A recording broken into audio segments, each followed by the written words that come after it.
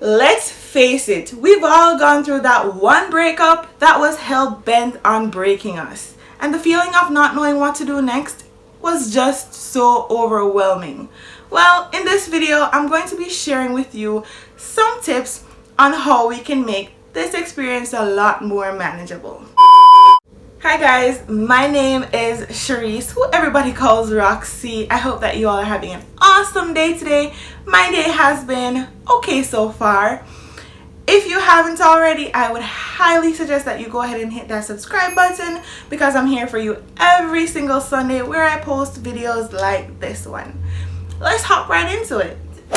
So the first tip I want to share on how to get over a toxic relationship fast is to give yourself time. I know that you're probably wondering, what kind of time, Sharice? What are you talking about? But if you need to grieve, take the time to grieve.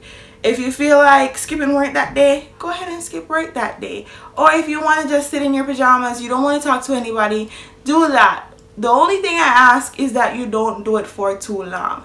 But that process can be very, very important in how you actually process or how quickly you actually process this. So don't be afraid to go ahead and take some time off just to meditate, give yourself some time. I know we've all done this, like, I don't know, if you haven't done it, kudos to you, but this is one of the biggest things that people do to get over a relationship. But it's one of the worst things that you can actually do. Please try to stay out of another relationship. Give yourself time to grieve the first one. Yo, stay away from it. Even if in your mind you're telling yourself, oh well, I'm just dating, it's nothing serious. Well, guess what? The fact that you're using another human being to distract yourself, one, that's just wrong. And two, it's not going to help you in the long run. You know, it's just going to make your process longer and you probably end up getting hurt even more deeply from this rebound. Okay, so try to stay out of another relationship. I know this is a non-judgment zone and we've all done it. Trust me, believe me, I've done it. We've all done it because we want to feel something. But it's one of the worst things that you can actually do to get better. So now that we have wallowed in our self-pity for a week and we sat in our pajamas, it's time to keep ourselves busy. Get out there and keep yourself busy. Find a hobby. If you need, you take vacation. It's a great time to take a vacation because, you know, new scenery always helps. You know, you get a new perspective on things. Take a vacation if you have those days. It's a great time to do that. And the hobby that you're doing, please do not sit in the room and watch Netflix the entire time.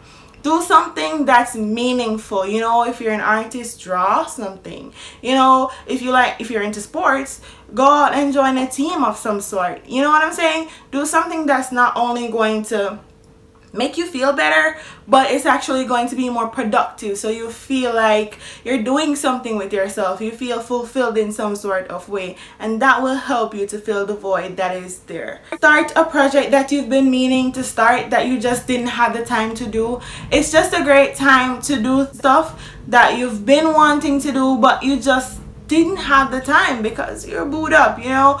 But this is the time to really just do things that's going to bring you fulfillment.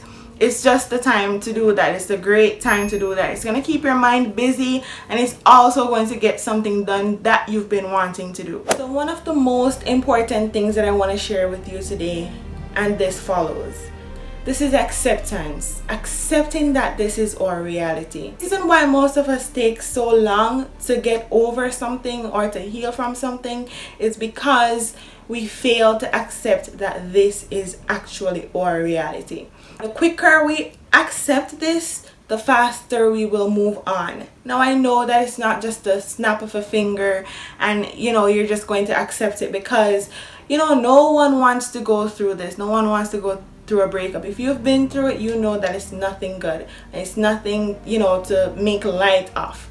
But the quicker you accept that this is your reality, the quicker you will move on from this. Accept it. Do not blame yourself. It's so bad that sometimes we will even go to the lens of actually blaming ourselves because we do not want to blame the other person. Because blaming that person will mean the end, you know. So we don't want the end to come. So we tend to blame ourselves. We nitpick at the things that we should have been doing, or whatever the case may be, because we do not want to, we do not want to admit that this is our reality. We do not want to accept it. Try to understand that no matter how much you love a person or how much feelings you have for a person, if you guys were not meant to be together, it just will not be. All right, so you save yourself some of the trouble, save yourself some of the heartache of not accepting this. The quicker you accept it, the quicker you will move on. If you know, or if you feel it in your bones that this thing is just not working out, and you keep trying to push it, keep trying to force it,